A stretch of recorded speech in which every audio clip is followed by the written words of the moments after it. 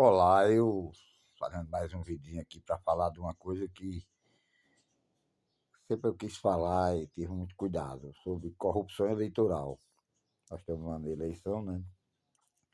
Eu sempre fui um agente político combativo, desde 78, entrei nos movimentos sociais, como eu digo, mas na política partidária eu tive poucas incursões e não saí bem. Eu fui candidato na eleição de 2010 a vereador na cidade e tive 20 votos. E eu dizia nos comícios que eu queria dar expediente na Câmara, coisa que o vereador não faz, e lá atender as pessoas naquele horário para tirar dúvida dela, para orientar sobre o direito de cidadania.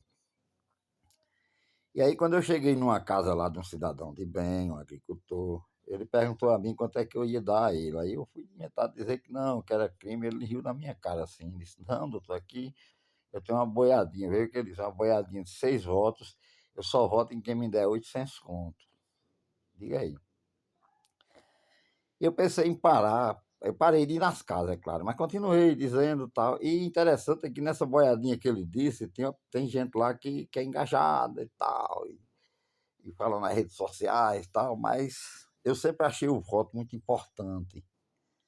Eu nunca tentei dizer à minha mãe que ela votasse, meus familiares. Minha mãe votava nos partidos que eu votava, porque eu conseguia convencê-la de que os candidatos que eu votavam eram bons. Então eu vou votar agora, eu vou votar, mas não vou votar em candidato que compra voto. Eu tenho certeza que os candidatos que eu estou escolhendo, eles não compram voto, que eu os conheço pessoalmente.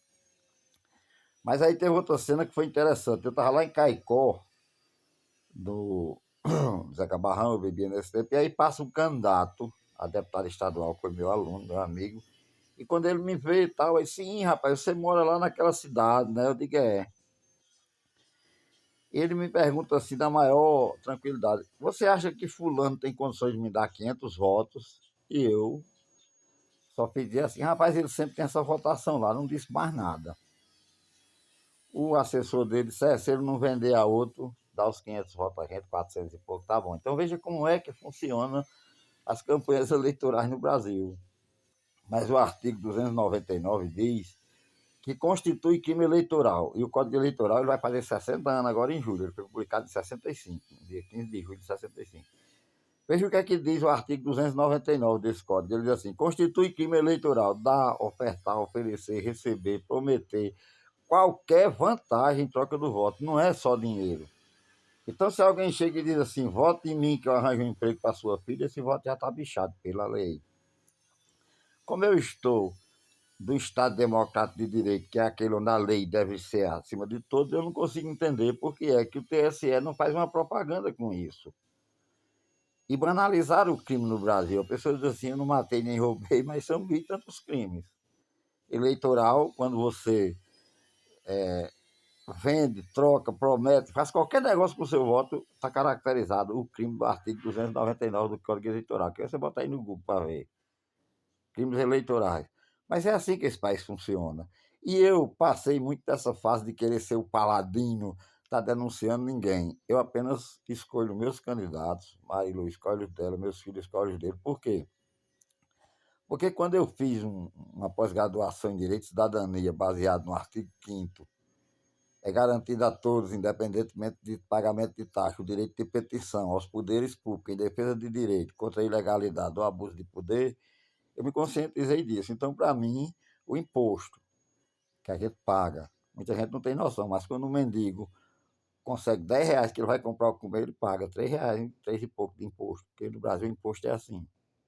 O voto, porque mesmo que o seu candidato não ganhe, você sendo oposição, você está legalizado, ou mesmo você votando em branco e nulo, todo cidadão é parte legítima para contestar, para ser oposição a um sistema eleitoral político que chegou no poder e que está fazendo coisa errada. Mas eu tenho muito cuidado com isso, eu não quero ser o paladino de nada. Eu aprendi e eu decidi colocar em prática. Então, os meus candidatos que eu vou votar, eu tenho certeza que eles não compram voto. Tenho certeza mesmo. Porque eu os conheço, eu não voto num candidato porque ninguém me pediu, porque o cabo eleitoral, ele é o problema da eleição. Quando ele pede o voto a você, que você disse que não dá o candidato dele, que ele fica bravo, é porque ele ganhou dinheiro com isso. Então, Não adianta postar de paladino aqui nas redes sociais, dizer que político não presta, porque os políticos só estão no Congresso, na Assembleia Legislativa, nas câmaras, nas prefeituras, no governo do Estado, na presidência, porque nós os elegemos, um processo que funciona desse jeito que eu estou lhe dizendo, na base do dinheiro.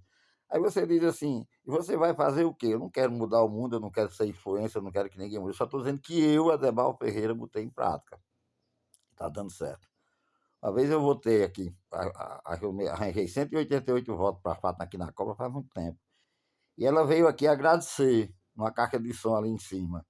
E eu não me esqueço do que ela disse assim: Zé Camilo, meu pai vendia colchão aqui, e depois as pessoas ficaram sem entender. Eu disse qual é o candidato que ganha a eleição e vem agradecer os votos assim. Então eu voto nas pessoas que eu conheço, que eu sei dos propósitos dela.